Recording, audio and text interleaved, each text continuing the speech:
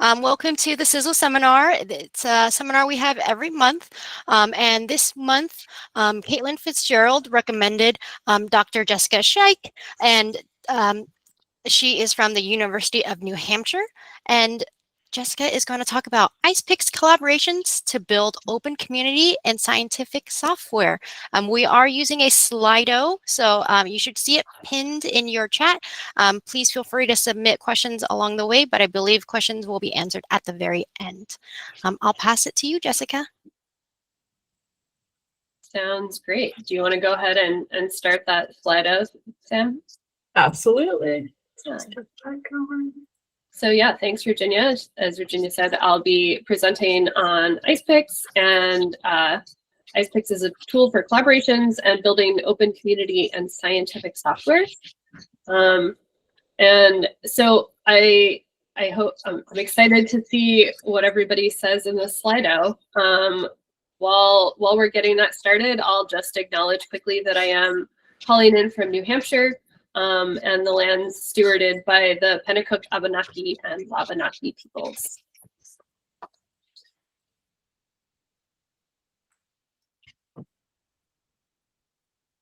Oh, I think I have to fill it out in order to see the results.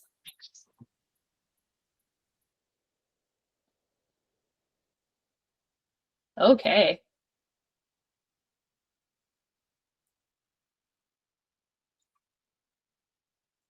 Well, so far it looks like I'm not the only one who has previously, at some point in their work, been overwhelmed by data, which is a good problem to have.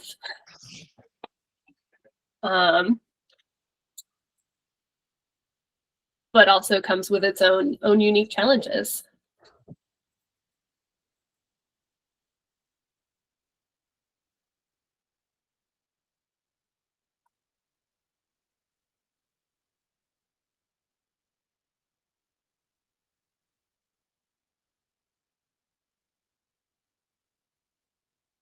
Seems like the responses are slowing down a bit. Okay. Well, could we check out the other results really quickly, and then I can go ahead and share my screen, and maybe there'll be some more input at the end. Okay. So a couple of advanced software authors in the room.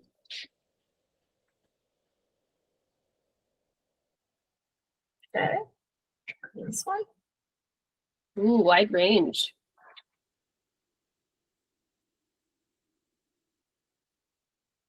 Then our word cloud. Yeah, I'm excited for this one. Okay.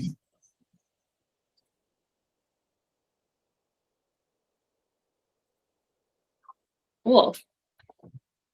Well, I encourage you to continue filling that out. I'd, be happy to revisit at the end if there's a bunch more responses. And in the meantime, I can share my screen so that you can see my slides.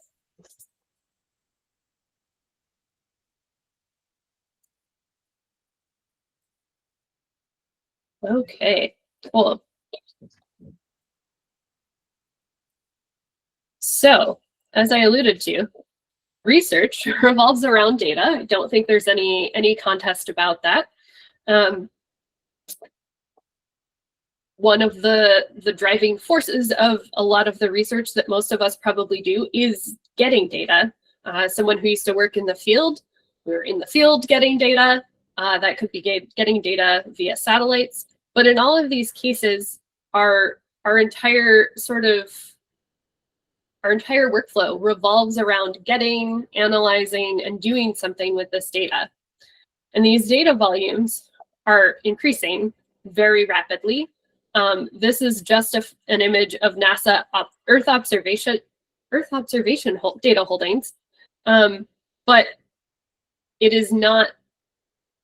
It's not limited to NASA data and NASA missions.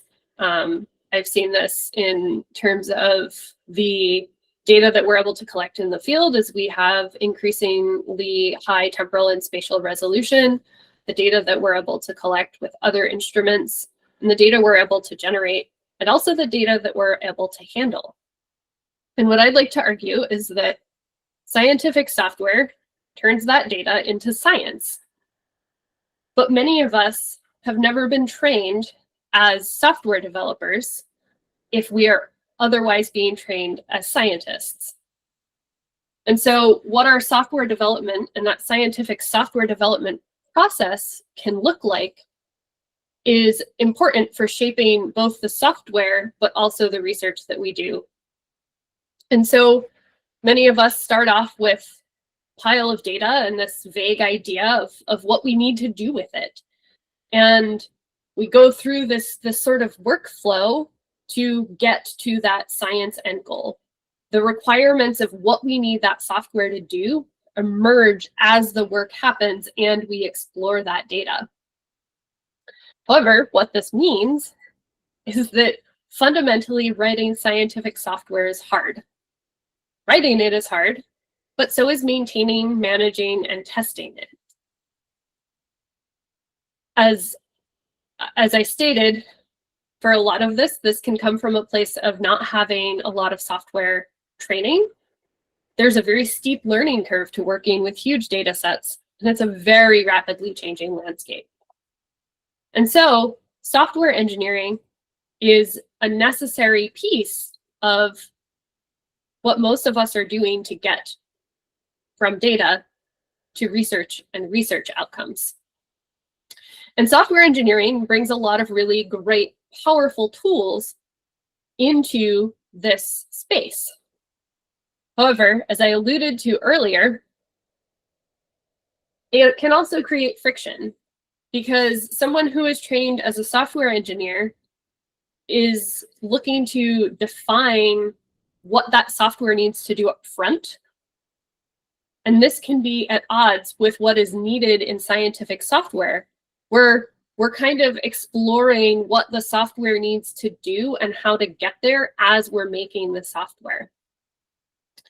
And I would also argue that it can be a very challenging space that is confounded by the fact that in a lot of research and academia in particular, we don't always have open science practices in place. And many of us have been trained under these sort of isolated rain clouds in the lower left, rather than on this bright, sunny landscape where we're all working together to tackle these technological challenges. And so what can we do about this challenge that I imagine many of us have faced, and only gets bigger as our data and our data volume scales?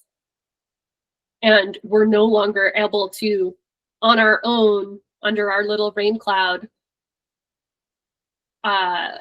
build and maintain our own software database or our own code base by ourselves or within our lab. And so what I am arguing is that the approaches that we need to take in order to improve on these challenges and really do the best possible science with the tremendous amount of data that we have and those solutions include both technology and people. An investigation at Erasmus showed that the bulk of innovation is actually social. It's not technological. And I think that open science is a really great case study in that, because it shows how critical these sets of feedback and the shared infrastructure and ability to collaborate are in really pushing the boundaries on the technology piece. And by showcasing icepyx here, I'm going to show that icepyx is an example of one way that we can approach this problem and really tackle it as a community. But before I do that, I want to introduce myself a little bit more for those of you who might not know me, because as I like to say, I feel I often wear very many hats. My background is in glaciology. I was trained in glacier dynamics and climate science and remote sensing at the University of Maine. And my research there focused on ice-ocean interactions, so the interface between glaciers and ice sheets in the ocean, in particular icebergs. Very interested in what they can tell us about their environment, and also at a more fundamental level, how can we use technology to identify and potentially even track icebergs? And this is important both from a shipping safety perspective, as well as a local economic perspective for fishermen and those who are working in the areas, particularly in Greenland and the Arctic, those who are working in the nearshore waters.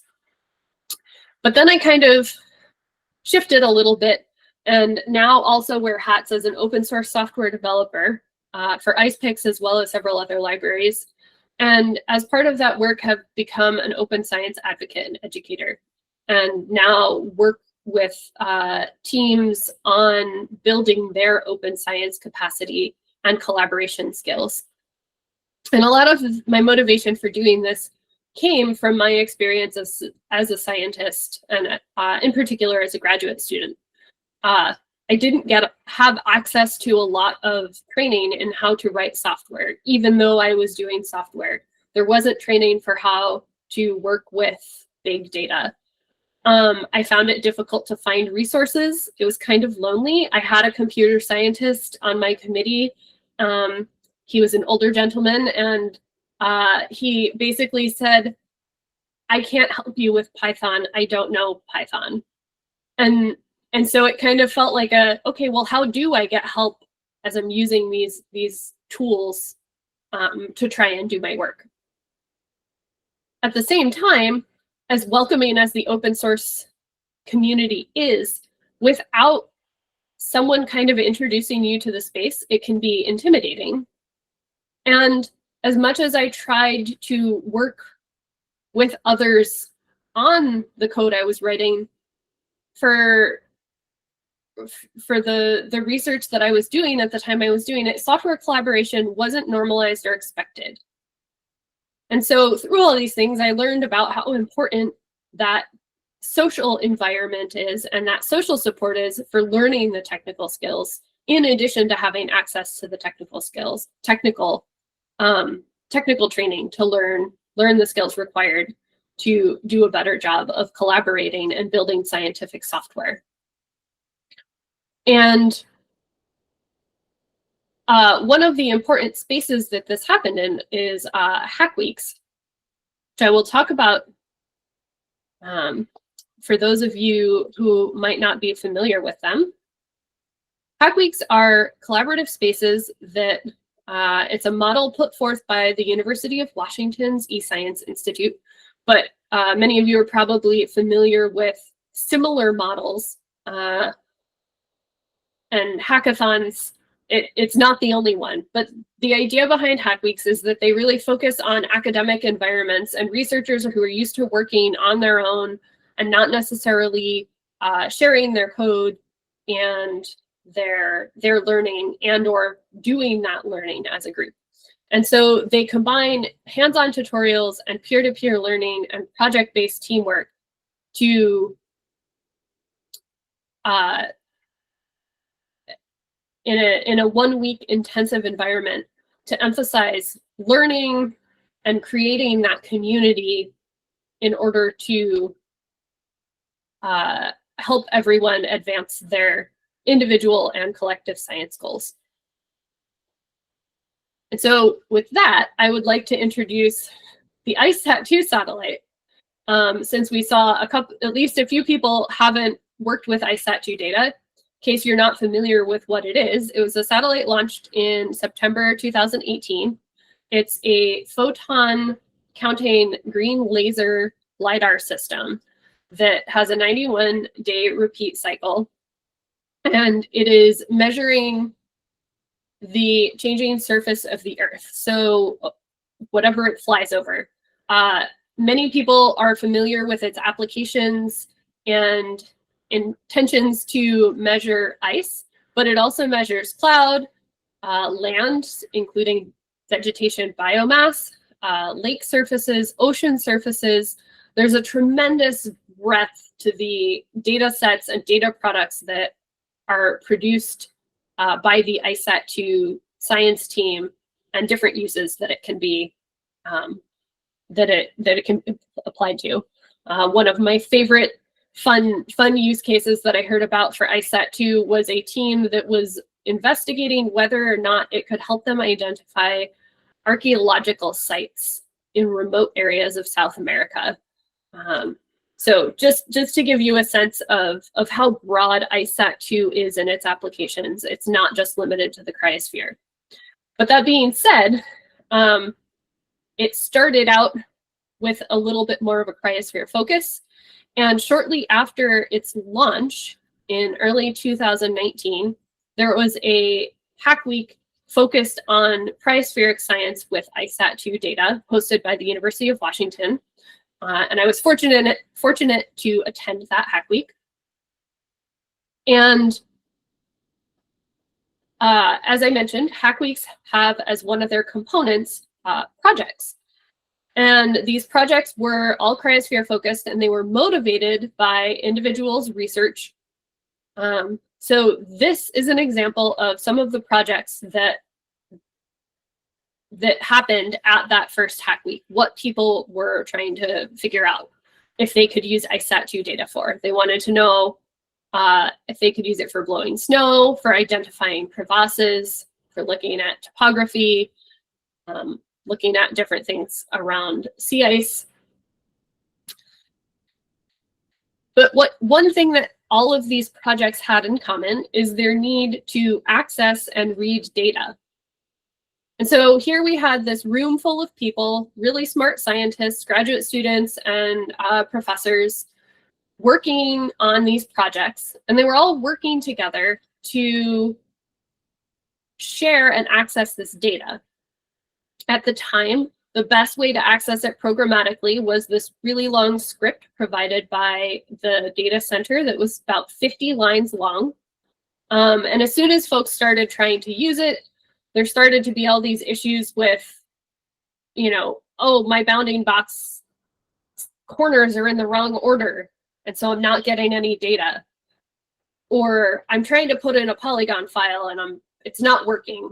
And so everyone in the room was doing a really great job of sharing all of the solutions that they were finding to these challenges. But as I sat in that room and I said, well, this is all well and good, but what do we do when we can't hand a flash drive to one another or sort of talk to the table next to us to get the solution? And that's where the idea for icepyx was born. And so partway through the week, we scaled up a new project called icepyx. And the idea was to build a community of ISAT2 data users, developers, data managers, researchers, everyone in the ISAT2 data pipeline to collectively build and maintain an open source Python library that would make it simpler and easier for folks to get that data and then to work with it. I don't know if you remember from the ISAT2 slide, the data itself can have an individual data file can have over 200 granules. They're highly nested. There's 6 different beams. So if you want latitude, longitude, and height, there are automatically 18 different variables that you need to get from within that file in order to get all the latitude, longitudes, and heights for that file, which is a non-trivial leap from I have a data file to I want to plot the heights. And so what if we can build this collective space where we're able to develop and practice the skills necessary to collectively build and manage this code to get and work with ISAT2 data. And so I want to tell you a little bit about icepyx itself, because that makes icepyx over 6 years old now. Wow, time flies. And so icepyx is a Python software library, as I said. It took that original 50 lines of code down to 2 or 3, depending on how you want to access your data. It handles authentication, does that under the hood now using the Earth Access Library, though originally that was implemented within icepyx. It includes a set of documentation, examples. We have had a separate team come up with a highly linked module called Quest, which is the Query Unify Explore Spatiotemporal module. And what that does is it enables us to just create one Python object that has all of the information we want, all of our starting information. So our spatial extent, our temporal extent, and what data sets or sensors we want to query. And then it, using a template, you're able to implement that API, application programming interface, to get whatever other data sets you want, but you only ever have to enter your temporal and spatial information once. And so this is currently implemented for Argo, which is, and BioArgo floats, which are oceanographic floats. That was the initial use case of the team, but because it's templated, you could easily add access for other data sets as well. In addition to querying data to access it, whether that is via download or in the cloud, icepyx also enables you to read in your data. And currently we're working on optimizing this this section. It's probably going to get a pretty big overhaul as we try to improve reading in data times for in the cloud. Another awesome feature of icepyx is, as I mentioned, if you want latitude, longitude, and height for a given file, you need to have 18 different variable name paths to get to it.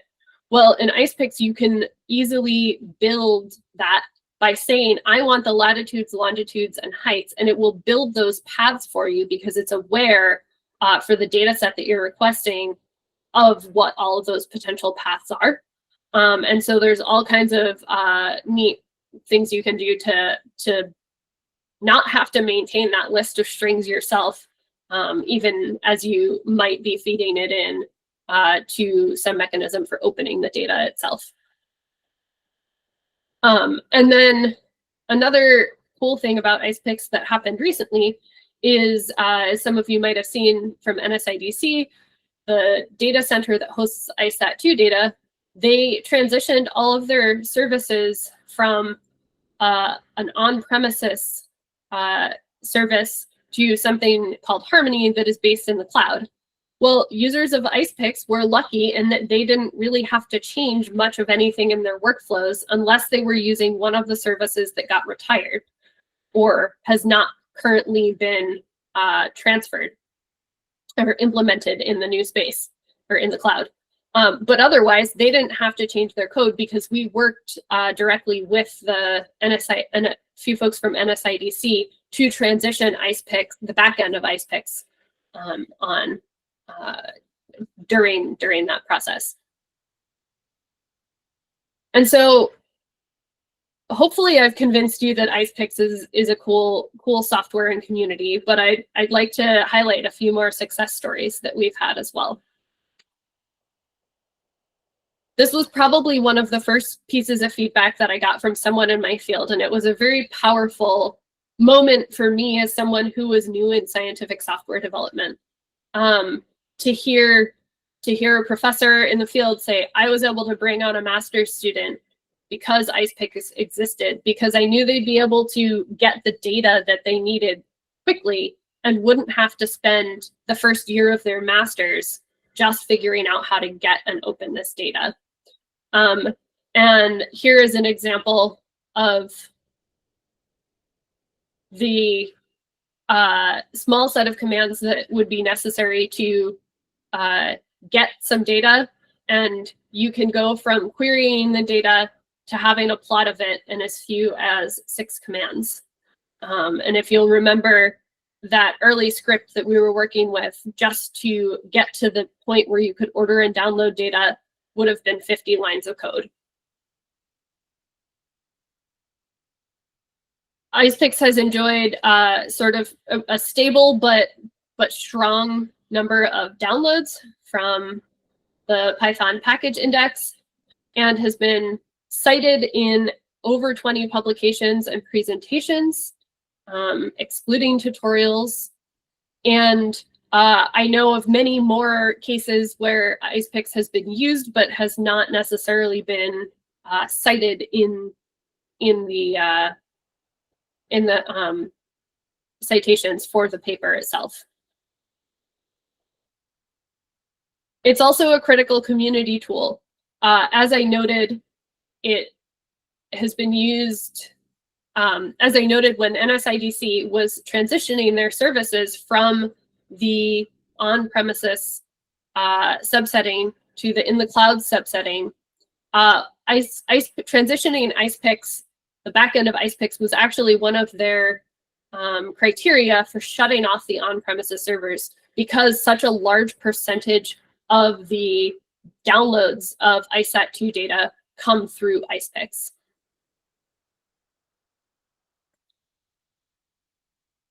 As I mentioned, we also have this interdisciplinary templated space called Quest for adding more data sets.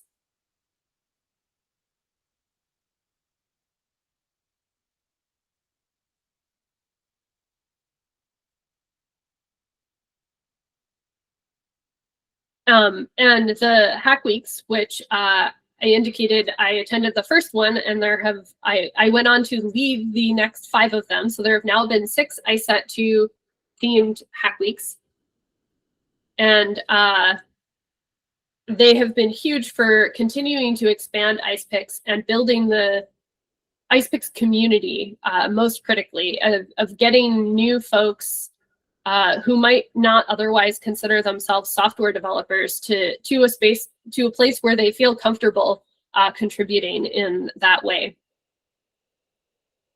And last but not least, I've heard that icepyx can be a useful tool on the software side for thinking about how to understand ISAT2 data in a technical way, if perhaps the science team that you're working with is not able to articulate to you what's going on, because there can be so much information out there and it can be so overwhelming.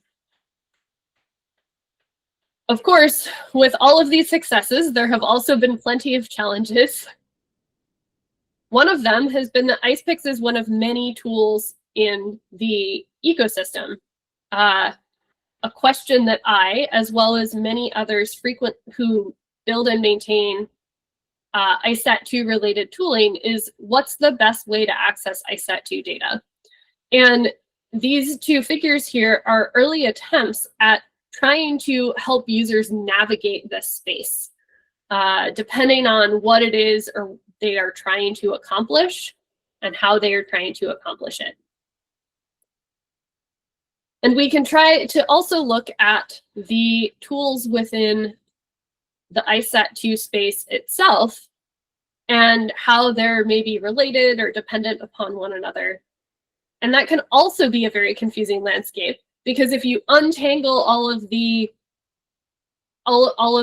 lines connecting things, the mission, in this case ISAT2, or if we also look at the JEDI mission, is not the center. It looks like icepyx is, but icepyx is not really the center of this space. And one way that we can look at that is thinking about icepyx and Earth access. So I mentioned that I was a maintainer on other open source libraries, and one of those is Earth access. Earth access began about a year after icepyx, and I like to joke that if Earth access had existed, icepyx either wouldn't exist or would have existed in a very different way, and perhaps had very different goals than what it did, and gone in different directions. Because Earth access makes it really simple to query all NASA Earth data sets, and also to authenticate to access those, whether that is in the cloud or locally, which were two really huge challenges early on that icepyx was solving, but just for ICESat-2 data. And so part of our vision, as I've worked with Earth Access and the Earth Access team, and then the slide rule team and many others in this space, is that ultimately Earth Access can be a launching point for building extensible communities and tooling for all sorts of Earth data holdings missions. We'd love to include the new NISAR mission. And that instead of having a tool per mission or project, we can start having this bigger ecosystem of interoperable tools. And a key piece of enabling that, as I mentioned, is the technology, but also the community that comes with it.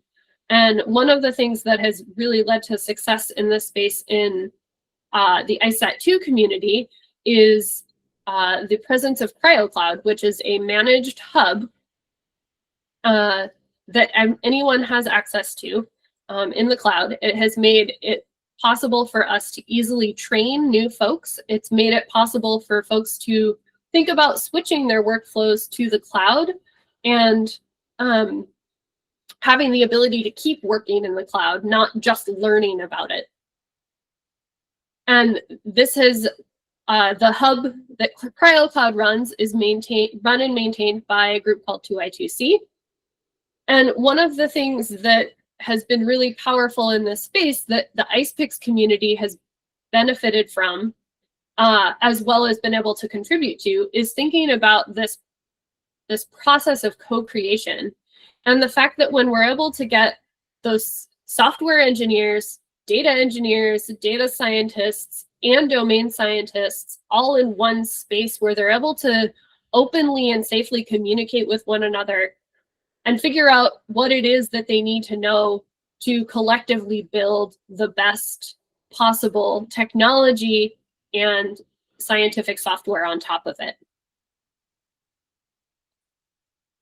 Another thing which I already mentioned that has come out of these types of collaboration, and this is where it's really critical that we have included the data managers and maintainers as members of the icepyx team, as contributors to the icepyx codebase, is thinking about the fact that for many research scientists, they don't fundamentally care about the nitty-gritty of where their subsetting process is running or what the name of the processor is. But they do care that they're getting their data back and that it works and that they don't have to keep making changes to their own individual workflows.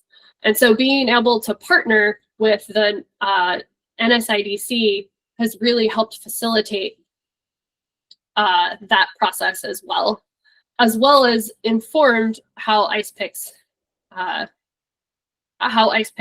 works with the data, and also to share bugs back and forth. Occasionally, icepyx will find issues in the data that maybe wouldn't have been found otherwise. And so hopefully I've convinced you that if you're working with ICESat-2 data, but in general, icepyx can help you save time. It helps with your reproducibility of your code, but it also gives you a space to publish your code in a space that that is tested and has continuous integrations, peer-reviewed. It improves your ability to practice open science. It means that your code isn't living on your own little GitHub where it'll never see the light of day outside of yourself or your lab group. And then, as I mentioned, because we're also focused on this piece of community, we're really interested in empowering people to do the best that they can with their code. And it can also be really helpful with your debugging to have a few other folks who are able to see a problem with different eyes. So hopefully you would all love to get involved with icepyx now.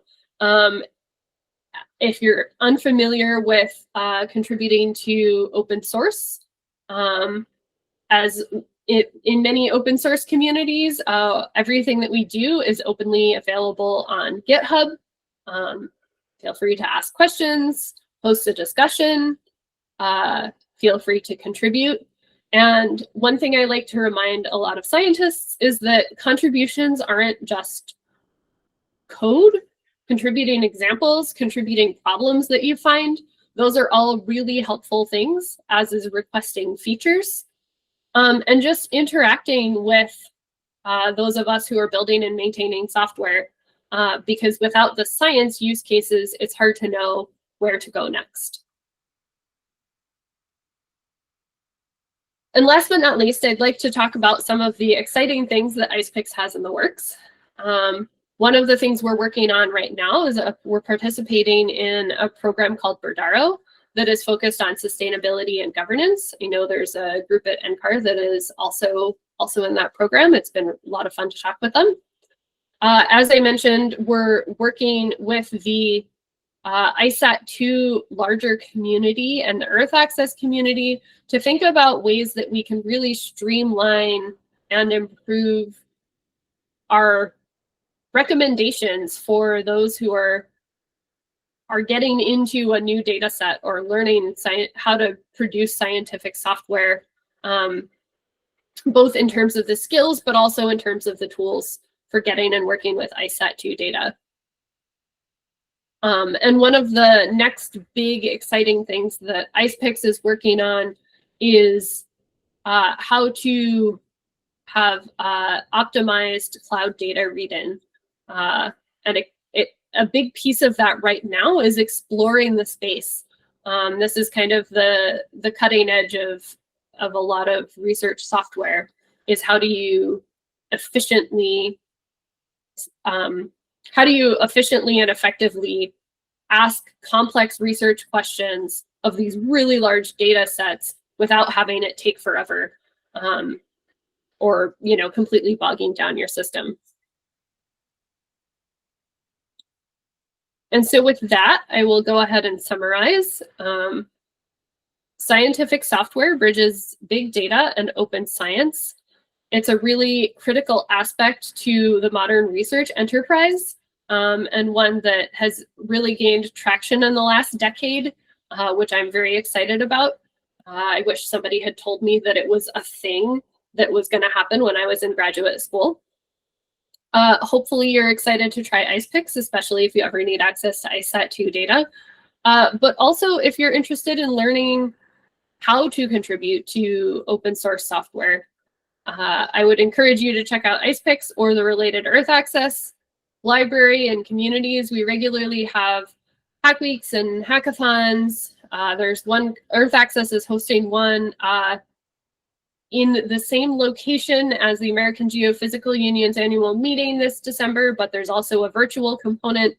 It's not officially affiliated with the meeting. I would encourage you to check that out if you're interested in getting to know this space a little better. Last but not least, hopefully I've convinced you, if you weren't already, that collaboration is key for creating, building these communities and the shared computational tools if we want to have any hope of keeping up with all of the incredible data that we are collecting. And with that, I'd be excited to take any questions. And we have one more Slido question that Sam is going to make available. Thank you so much, Dr. Jessica. Let's give a round of applause for our presenter, and then head to that Slido question.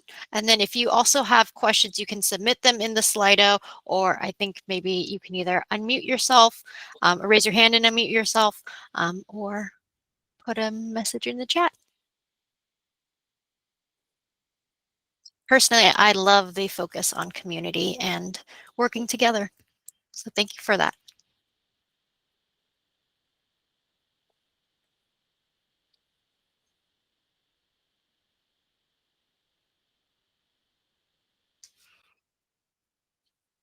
And I think if you can go into the Slido link, it says, after this talk, I'm excited to try blank.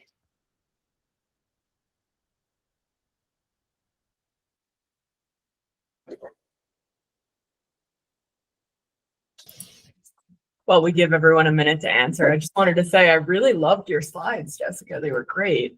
Really fun and engaging. Awesome artwork. Thank you. I don't get to take credit for the artwork, but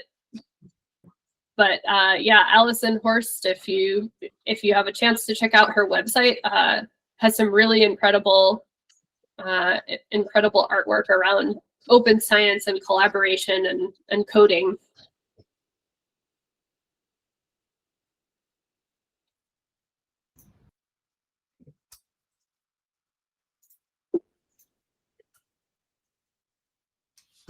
John, go ahead. Great. Well, thanks for a nice talk, Jessica. I had a couple of questions. So, enticing a community of contributors to kind of evolve around a software package it's not easy. I'm just wondering, if you had any thoughts on what's worked the best and what's been the most effective way to convince people that they want to help support the icepyx package. Agreed completely. It is definitely one of the big challenges, as probably anyone who maintains any kind of software can attest to. Yeah, it's definitely also a challenge that we face of how do we get and retain that sort of engagement. I think having the hack weeks is one piece of how we've helped with that, just because it's able to bring new people into the fold. Excuse me.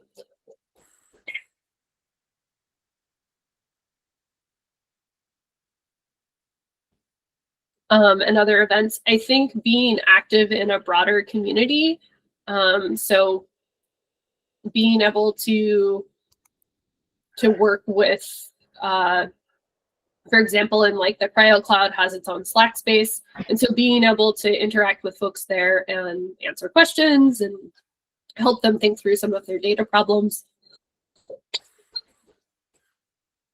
Excuse me.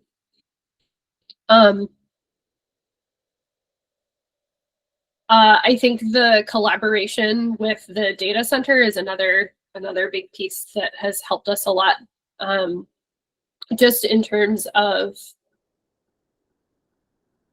being able to see the connections throughout the whole system, from data all the way through research outputs.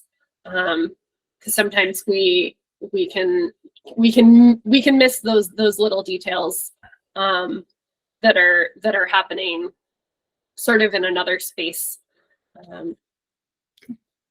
Yeah, but it is decidedly an ongoing challenge. Oh, and that was one of the other things I was going to say is very early on.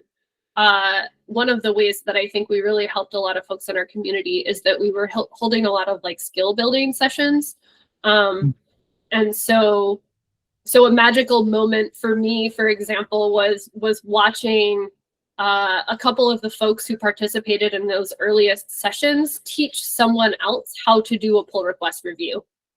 And taking the time to go through those skills that you might learn about in like a hack week setting and practice them on a like sort of weekly basis, but at, only requiring like 30 to 60 minutes versus, this really intensive, like you're going to have a lot of information thrown at you and you're only going to absorb some of it. But if you're able to then build on and adapt some of these skills on your own and in your own workflows, they can benefit you even if you're not doing them in a collaborative setting. And I think that's something that's been a powerful part of our message as well, is that a lot of these tools are worth learning simply because they're going to make your own research and code better, even if you're not giving back to a bigger library. So yeah, all sorts of things.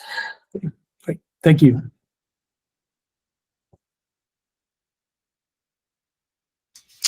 We have a comment in the chat from Daniel Howard that says an upcoming hackathon via NSF Ascend engine, soil quality, water transport, and air quality focus themes. It is during AMS though. There's a link in the chat, and please reach out to Daniel Howard if you are interested. Yeah, I think I'll maybe just ask a question maybe to Jessica on that, and having appreciated being a part of I think one of the hack weeks in the past that eScience has put together at U Washington. I definitely appreciate the programming and how they build community there. Having organized a few hackathons here at NCAR, I think about the difficulty sometimes like bringing domain scientists or people that don't feel like they fit into the software engineering space as feeling welcome into some of those events. And I'm curious what your experiences or thoughts are towards making some of these spaces more inclusive, towards encouraging engagement from people that might not have participated in a hackathon before. Yeah, again, another key challenge in this space.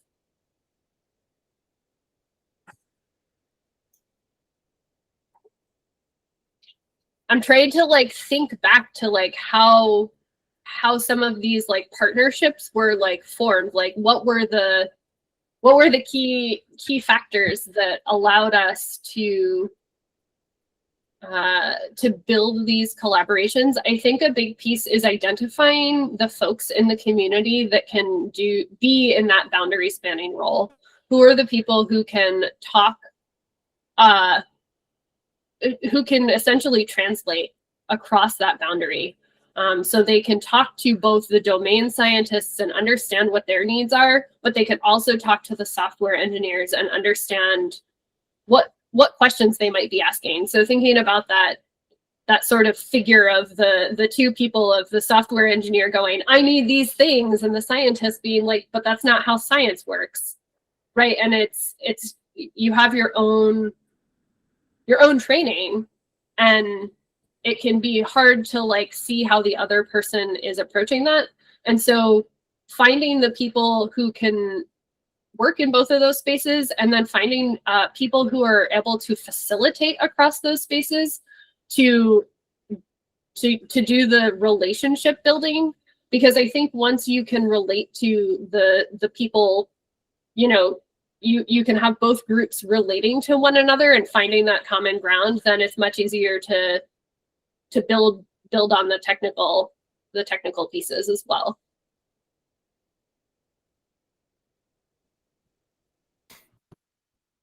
Thank you. Yeah, I think I at least try to be a better facilitator between those two groups at times, and maybe I'll be more intentional in that space moving forward. Yeah, I just learned about, I don't remember what it's called, but there's like a book of like different facilitator activities, and I'm sure there's many such resources that I said, oh, this is a great, like, let's identify what it is that this particular group might need and adopt one of these activities to kind of take the personal out of building those connections.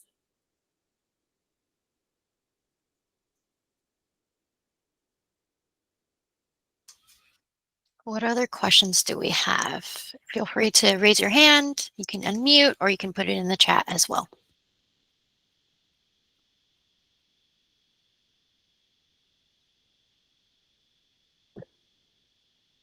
Go ahead, John. Okay, so I'll ask another related question. So another challenge with open source software is getting the scientific community to cite it. They're used to citing scholarly publications, but citing software just doesn't seem to show up on the radar, I think. So you mentioned you have some number of citations for icepyx. That's great. I'm curious, are they citing a software DOI like on Zenodo, or do you have like a Josie paper, or any thoughts on maybe what's working, maybe what's not working, how to get more of the scientific community to get in the habit of citing software? Yes. I think so. The citations are a combination, in part based on based on, we do have a JASP paper, Journal of Open Source Software, but that was a few years in, so I think we have some citations for earlier. I think that one of the ways that I've seen the most success of for building citations is, well, one, making it easy for people, having it easy, making it easy for them to find what they should use as the citation, potentially available in a few different formats. I mean, putting my scientist hat on, if I have to hunt for like 10 minutes through your docs pages to cite your software, I'm less likely to do it than if I can copy paste a citation and plunk it at the end of my paper. So that's certainly one, is making it easy, but I think advocating for it and sharing that you're doing it with your colleagues, right? If you're, I guess that's on the scientist side, right? If you are someone who does that, encouraging your colleagues to do it, but telling them why, and telling them how critical that is for the software itself. Sometimes I think it's that kind of language piece. Scientists are motivated by their number of publications. And so if you can say, well, citing our software is essentially enabling us to, it's you citing our publication. So that can be a piece of it. I like to lead by example, and make sure that I am including software citations.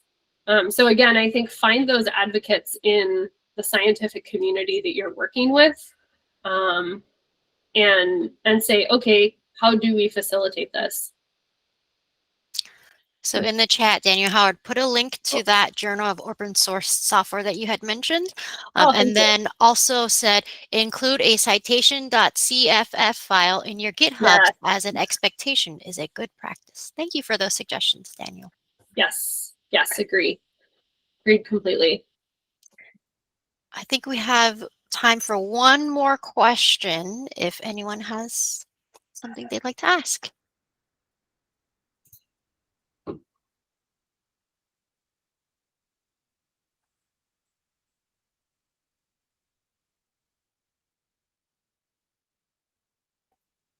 All right. Sounds like that's the end of our questions for today. Let's give another round of applause for Dr. Jessica Scheick. Thank you. Thank you so much. We appreciate you. Oh, G-Fan.